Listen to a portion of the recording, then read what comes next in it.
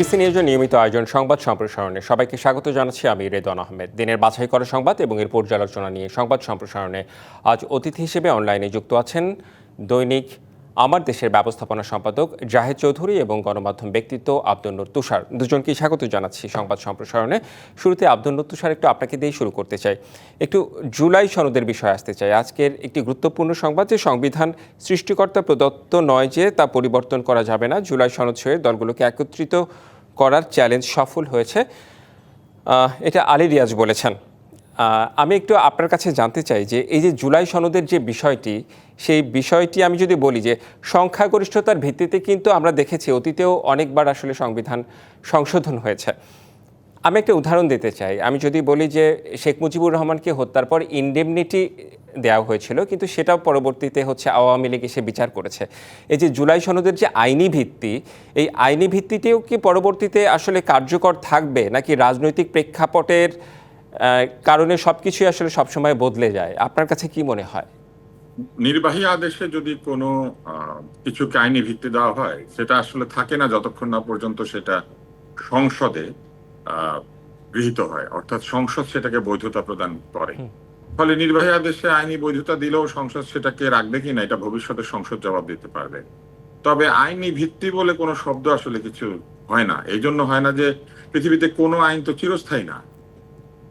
একমাত্র একটা রাষ্ট্রের মূলনীতি, কিংবা ধরেন যদি এরকম হয় যে একটা রাষ্ট্র তার কিছু কিছু জায়গায় অপরিবর্তনীয় নীতিমালা রাখে, তা না হলে পৃথিবীতে তো কোনো কিছু অপরিবর্তনীয় না।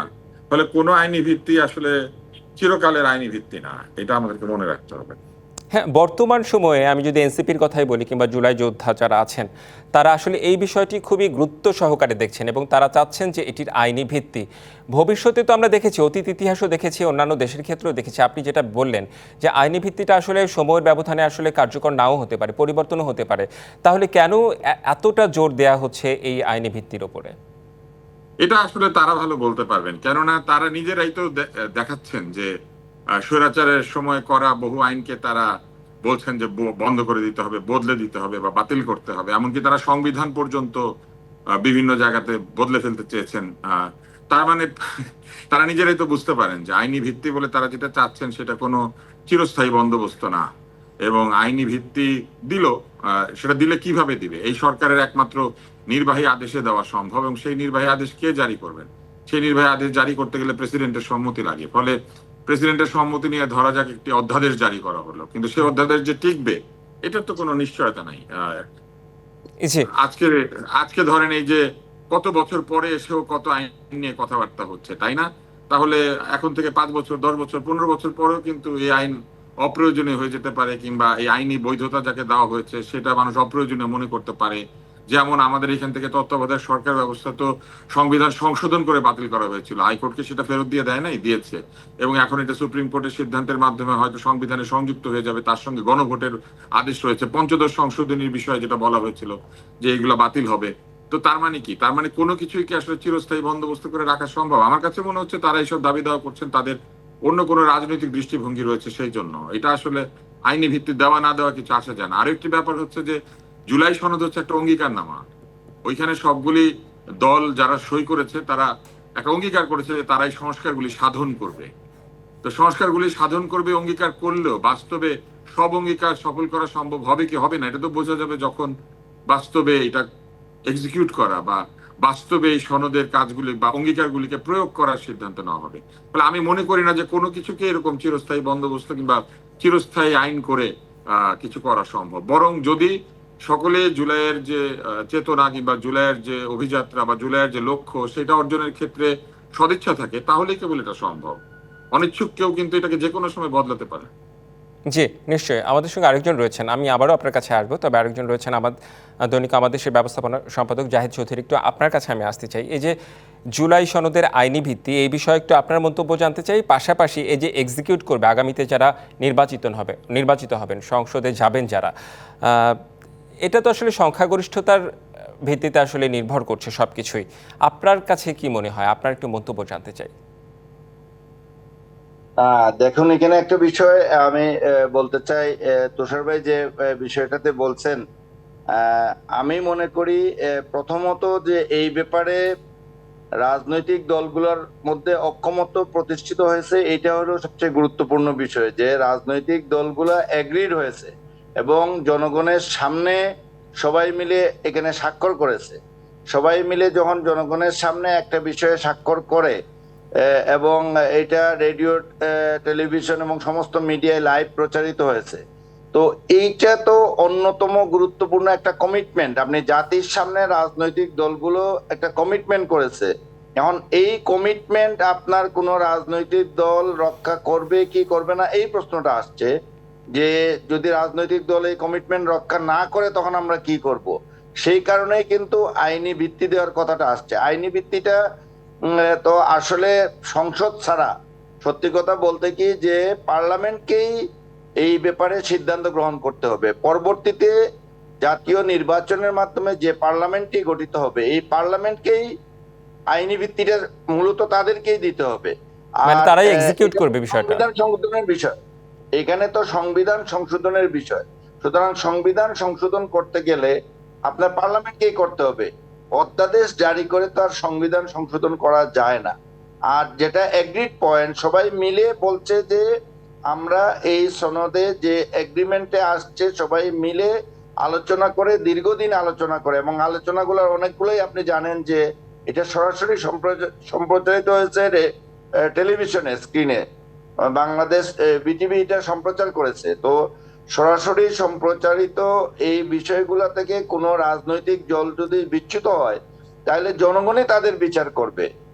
এবং এটাকে শুধুমাত্র আপনি একটা অর্ডিন্যান্স জারি করে কিংবা একটা সাংবিধানিক অধ্যাদেশ জারি করে, এইটার কিন্তু আপনি যে এটা ওই তুষার ভাই যেমনটি বলছিলেন যে এটা দিলেই যে আপনি সব মানবে, এটাই যে বহাল থাকবে, আইন তো যারা করে তারা এটা পরিবর্তনও করতে পারে।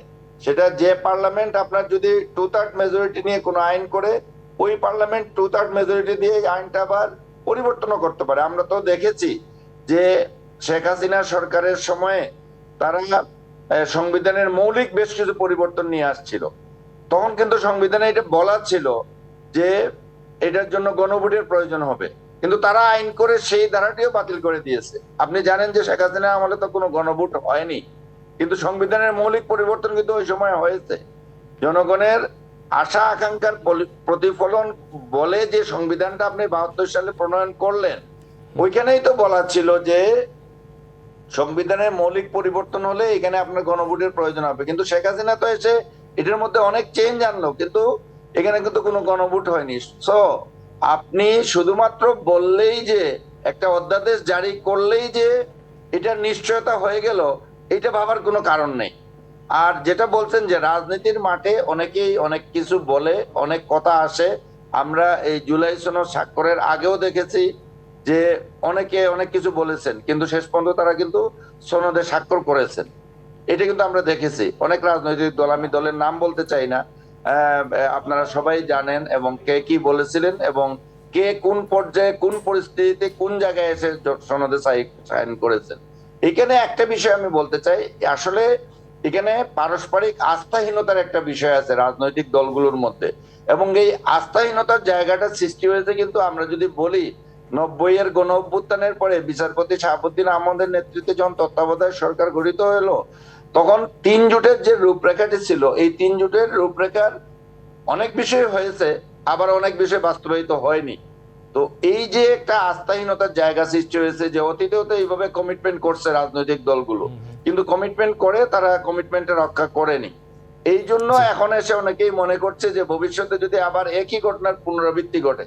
কিন্তু আমি যেটা বলবো যে অতীতে যে সমঝোতা যেটা হয়েছিল কিংবা 3 জোটের রূপরেখা যেটা হয়েছিল, এটা যে প্রক্রিয়ায় হয়েছিল, আর এইবার যে প্রক্রিয়ায় দীর্ঘ আলোচনার প্রেক্ষিতে জুলাই সনদ প্রণীত হলো এবং যে একটা গণ অভ্যুত্থানের মাধ্যমে, একটা বিপ্লবের মাধ্যমে যে সরকার আসছে, এই সরকারের অধীনে এইরকম বিষয় হয়েছে, জুলাই সনদ প্রণীত হয়েছে, এই দুইটার মধ্যে তফাৎ আছে। এখন চাইলেই আপনি ওই আগেরটাই কেবল স্মরণ করে আমি আমার কমিটমেন্ট থেকে সরে যাব, আমার মনে হয় বাংলাদেশের মানুষ এখন অনেক বেশি সচেতন এবং সোশ্যাল মিডিয়ার সুবাদে, আমাদের কি বলবো যে ডিজিটালাইজেশনের সুবাদে এখন কিন্তু সবাই সবকিছু জানতে পারে, সব ঘটনা সবার নখদর্পণে। দেশের মানুষ অনেক বেশি সচেতন জি আপনি আপনার অবস্থান থেকে সরে যাবেন কোন রাজনৈতিক দল, আর দেশের মানুষ এটাকে মেনে নিবে, এই ধরনের পরিস্থিতি কিন্তু এখন নেই।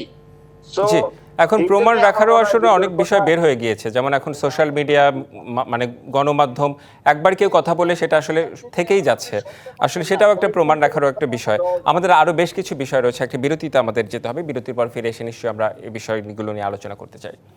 সংবাদ সম্প্রসারণে একটা বিরতি নিচ্ছি, ফিরছি একটু পরে। বিরতির পর আবারও স্বাগত সংবাদ সম্প্রসারণে। আমাদের সাথে অনলাইনে যুক্ত আছেন দৈনিক আমার দেশের ব্যবস্থাপনা সম্পাদক জাহেদ চৌধুরী এবং গণমাধ্যম ব্যক্তিত্ব আব্দুল নূর তুষার। বিরতির পর দুজনকে স্বাগত জানাচ্ছি আবারও। আব্দুল নূর তুষার, আপনাকে দিয়ে একটু আমি শুরু করতে চাই। সেটি হচ্ছে যে আবারও একটু জুলাই সনদের বিষয়ে আসতে চাই।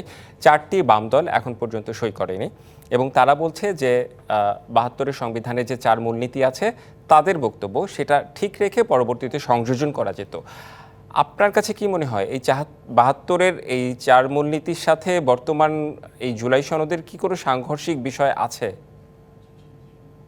তার মূলনীতি পরিবর্তন করবার ফলে কি উপকার হবে, এই ব্যাপারটি তারা, বা এর সঙ্গে কোনো কিছু যুক্ত করলে কি উপকার হবে, এটা তারা ঠিক মতো ব্যাখ্যা করতে পারেন নাই বাম দলের কাছে। এটা তো এক একজনের মতামত এক এক রকম হবে। রাজনৈতিক দলগুলি যারা সই করেছে তাদের নিশ্চয়ই কোনো অসুবিধা নাই। আর ঐকমত্য কমিশনের বৈঠকে উপস্থিত ছিল এমন দুটি দল, একটি জোট এবং একটি দল এতে সই করে নাই, যেমন এনসিপি আর হচ্ছে বাম 4টি বাম জোট। দল। জি বাম জোট, হ্যাঁ। তো এর বাইরেও কিন্তু আহ, আসলে 52টি নিবন্ধিত দল আছে বলে আমরা জানি, আমাদের যতটুকু জানি, মানে 50-এর বেশি। হুম। তো 24টা দল সই করেছে, 28টা দল তো সই করে নাই। তো এইটাকে যে পুরো জাতির ঐকমত্য হয়ে গিয়েছে এটা ভাবাও তো ঠিক না। এটাও আসলে একসময় প্রশ্নবিদ্ধ হবে। আমরা সবসময় ভুলে যাই যে আমরা যা কিছু সিদ্ধান্ত নেই সেটাকে আমরা ধরে নেই অপরিবর্তনীয় এবং অমোঘ এবং একেবারে নিশ্ছিদ্র অথবা নির্ভুল। কিন্তু সময়ের প্রয়োজনে বহু কিছু আছে জুলাই সনদে যেটা এমনিতেই বদলে যেতে পারে। যেমন জুলাই সনদে টেকনোলজির বিষয়ে কথা আছে, পরিবেশ বিষয়ে কথা আছে। আজকে থেকে 15 বছর পরে টেকনোলজি কিংবা পরিবেশ এমন জায়গায় চলে যেতে পারে, স্বাস্থ্য এমন জায়গায় চলে যেতে পারে যার সঙ্গে জুলাই সনদ রিডান্ডেন্ট হয়ে যাবে। অর্থাৎ এইখানে যে কথাগুলি বলা আছে সেটা তখন হয়তো অপ্রযোজ্য বলে মনে হতে পারে। জ্বালানি সংক্রান্ত বিষয় আছে, আরো বহু কিছু আছে।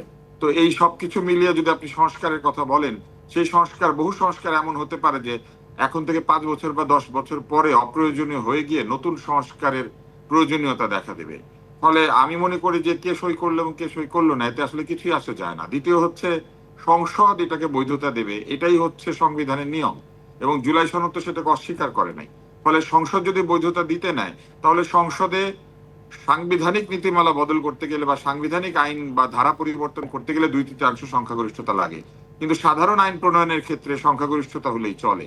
সেই আইন যদি সংবিধানের সঙ্গে সাংঘর্ষিক হয় তাহলে কোর্টে যাওয়া যায়। কিন্তু আমি যতদূর জানি যে জুলাই সংবিধান সনদ নিয়ে এমন কথা আছে যে এইটা নিয়ে কোথাও কোনো অভিযোগ করা যাবে না, বা এই ধরনের কোন একটি ধারা সম্ভবত এর মধ্যে আছে। এটা তো একেবারেই আমি মনে করি যে অমোঘ এবং অপরিবর্তনীয়, এটা তো কোনো কোথাও থাকতে পারে না। বা জুলাই সনদ নিয়ে কোনো আদালতে যাওয়া যাবে না, এরকম একটি কথাও মনে হয় এখানে আছে। তো এইটা তো কোনো হতে পারে না। একটা একটা প্রস্তাব যেখানে 84টি আলাদা আলাদা বিষয় রয়েছে, 84টি আলাদা আলাদা ধারা রয়েছে, এটার কোনোটির বিষয়ে কোনোদিন আপনি আদালতে যেতে পারবেন না। তো এইটা তো কোনো ঐশী ধর্মগ্রন্থ না যে এটাকে বদলানো যাবে না, এটাকে চ্যালেঞ্জ করা যাবে না, এটাকে ভবিষ্যতে আরো 50 বছর পরে এসে এখনকার জেনজিদের মতো আরেকটি প্রজন্ম যে জুলাই সনদকে চ্যালেঞ্জ করে বসবে না, এটার নিশ্চয়তা কি কেউ এখন দিতে পারে? ফলে এই জিনিসগুলো আমার কাছে মনে হয়েছে যে অপ্রয়োজনীয়, এক ধরনের অহেতুক করা হয়েছে। এবং আহ পরিবর্তন সংক্রান্ত যে আপত্তি সেটা যারা রাজনৈতিক দল দিয়েছেন তারা ব্যাখ্যা করবেন। আমি মনে করি যে এখানে যদি আলাদাভাবে অনুষ্ঠান করতেন তাহলে আমি ধারা ধরে ধরে বলতে পারতাম যে এখানে অনেক কিছুই আছে জি যেটা ভবিষ্যতে এক ধরনের অপ্রয়োজনীয় হয়ে যাবে। অনেক কিছু আছে যেটা আবেগের বশে রাখা হয়েছে, যেমন এটাতে একেবারে আবেগের বশে, যেটা নিয়ে কোনো আদালতে যাওয়া যাবে না, আদালতে এটাকে চ্যালেঞ্জ করা যাবে না। বাংলাদেশে কোনো কিছুই নেই, এমনকি সংবিধানও আদালতে নিয়ে যাওয়া যায়, সংবিধানের ব্যাখ্যা চাওয়া যায়, সাংবিধানিক আইনের বিষয়ে কারো কোনো আপত্তি থাকলে সেটা আদালতের কাছে ক্লারিফিকেশন চাওয়া যায়। তো এটা নিয়ে আদালতের কাছে যাওয়া যাবে না, এটা যারা বলছেন তারা তো নির্বাচিতও না। তারা তো এমন না যে তারা জনগণের বিরাট রায় নিয়ে 2/3 সংখ্যাগরিষ্ঠতা নিয়ে গণভোট করে নানান কিছু করে তারা একটা অভিপ্রায় প্রমাণ করেছেন। এখানে অনেক দল সই করেছে যারা জীবনে কোনোদিন সংসদের কাঠগড়া পার হতে পারে নাই, যাদের দলীয় সদস্যরা কোনোদিন ইউনিয়ন পরিষদের মেম্বার হয় নাই। তো তাদের কথা, তাদের তৈরি করা একটা আইন কেউ চ্যালেঞ্জ করতে পারবে না একটা ধারা, এটা ঠিক না। আরেকটা হচ্ছে যে জনগণের সামনে কিছু স্বাক্ষর করলেই সেটাকে অস্বীকার করা যাবে না ভবিষ্যতে, এমনও কোনো কথা নাই। জনগণের সামনে অনেক কিছু স্বাক্ষরিত হয়, আবার সেই জনগণকে সাক্ষী রেখেই সেটাকে বলা যায় যে আমি আপনাদের প্রয়োজনে এটা মানলাম না, কারণ স্বাক্ষর জনগণের করলে তো প্রয়োজন কিছুটা কখন দায়বদ্ধতাও কোথায় যাবে? থেকে যায়। হ্যাঁ, মানে স্বাক্ষর করলে তো কিছুটা দায়বদ্ধতা থেকে যায়। স্বাক্ষর করলে দায়বদ্ধতা অতটুকুই থাকে যে আপনি অনেকের সঙ্গে মিলে একটা প্রমিস করেছিলেন, কিন্তু সেই প্রমিস যে একটা অলঙ্ঘনীয় প্রমিস, যে এই প্রতিশ্রুতির কখনো ব্যত্যয় ঘটানো যাবে না, এইটা পৃথিবীতে কোনো আইন কোনো কিছু করে নির্দিষ্ট করা যায় না, কেননা এই আইনগুলি মানুষ বানিয়েছে, এটা তো মানবিক সৃষ্টি। জি। ফলে সেই মানুষের দল, যে দল এটাতে সই করেছে, আজকে থেকে 25 বছর পরে ওই দলের সদস্যরাই বলতে পারে যে আমাদের দল ভুল করেছিল, বলতে জি। পারে না? আসলে পারে কিন্তু। সবকিছুই পরিবর্তনশীল পৃথিবীতে। আপনার কাছে আমি আরেকটি বিষয় জানতে চাই, যে গণভোটের বিষয়, গণভোট ছাড়া জাতীয় নির্বাচন হবে না, জামায়াত হুঁশিয়ারি দিয়েছে। আপনার কাছে আসলে গণভোটটা বর্তমান সময়ে কতটুকু প্রাসঙ্গিক মনে হয় এই যে জাতীয় নির্বাচনের আগে?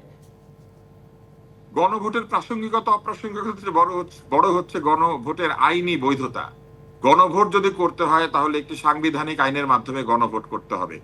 গণভোট যে হবে, গণভোটের রায় বা গণভোটের যে ধারা, সেই ধারা বাতিল হয়েছিল একটি সংসদে, এবং গণভোট ফেরতও আসতে হবে একটি সংসদে, এবং হাইকোর্টের রায়ে এটা ফেরত আনার কথা হয়েছে, সুপ্রিম কোর্টে এটা সিদ্ধান্তের অপেক্ষায় আছে।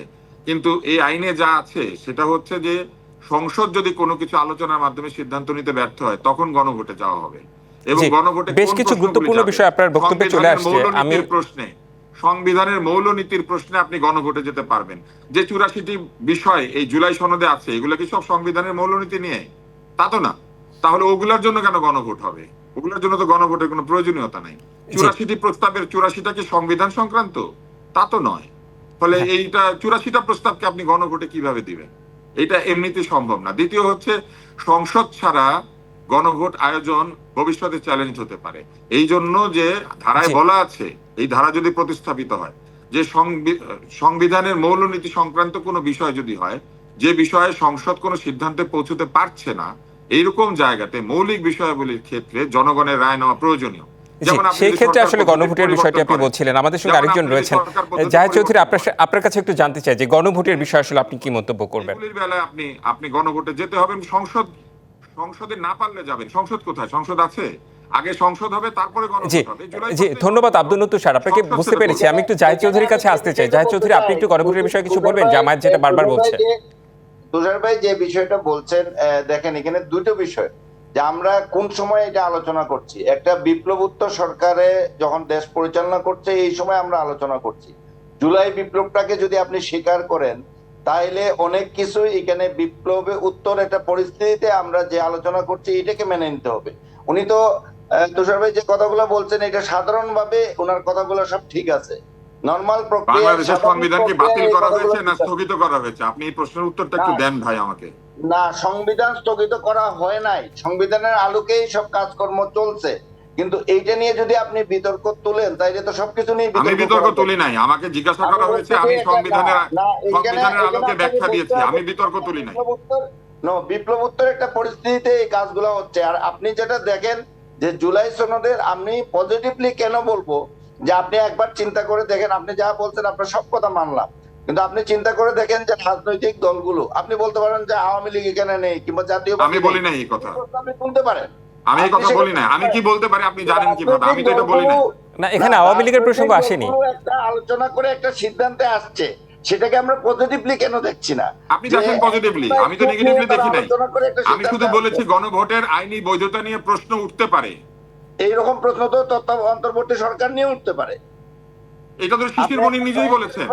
এটা তো শিশির মনির নিজেই ওই কমিশনের বৈঠকে দাঁড়িয়ে বলেছেন। সব কথা আমি গুরুত্ব দিচ্ছি না। শিশির মনির অ্যাডভোকেট হতে পারেন, উনি কয়েকদিন আগে রোজার পূজারে একও করছেন, অনেক কিছুই বলেন। খালি সুপ্রিম কোর্টের অ্যাডভোকেট হয়ে গেলেই যে ওনার সব কথা একবারে বেদবাক্য হয়ে যাবে তা নয়। কিংবা আমি কালকে ডক্টর শাহাদিন মালিকের কথা শুনছিলাম, ওনারা অনেক কিছুই বলেন, কিন্তু সেটা না। আপনাকে যে জিনিসটা আপনি পজিটিভলি দেখার বিষয়টা হলো যে রাজনৈতিক দলগুলা দীর্ঘদিন আলোচনা করে যে বিষয়গুলো নিয়ে দীর্ঘ আলোচনা হচ্ছিল, সেইটা নিয়ে এক বছর থেকে একটা আলোচনা করে তারা অনেকগুলো বিষয়ে একটা ঐক্যমতে পৌঁছেছে। এখন ঐক্যমতে পৌঁছে এটা জেন্টলম্যান এগ্রিমেন্টে যদি আমি বলি যে এটা প্রতিটা বিষয়ে অবশ্যই পার্লামেন্টের রিলেটেড বিষয়গুলা পার্লামেন্ট থেকে ফাইনালি অ্যাপ্রুভ হতে হবে। এবং জি, আপনি যেটা এই বিষয়ে তো আসলে কারো দ্বিমত নাই যে পার্লামেন্টে এটা দ্বিমত নাই, অ্যাপ্রুভ হতে কিন্তু হবে। প্রক্রিয়াগত আসলে দ্বিমত আমাদের আছে, সময় কিন্তু আমার আসলে কথা হলো খুবই যে কম, এই সে কারণে spirit আসলে থেকে আমরা বিস্তারিত যাওয়া আলোচনা উচিত। করা গেল না। আপনাদের দুজনকেই অনেক অনেক ধন্যবাদ, আব্দুল নূর তুষার এবং জায়েদ চৌধুরী। এই ছিল সংবাদ সম্প্রসারণে, ডিবিসির সঙ্গেই থাকুন।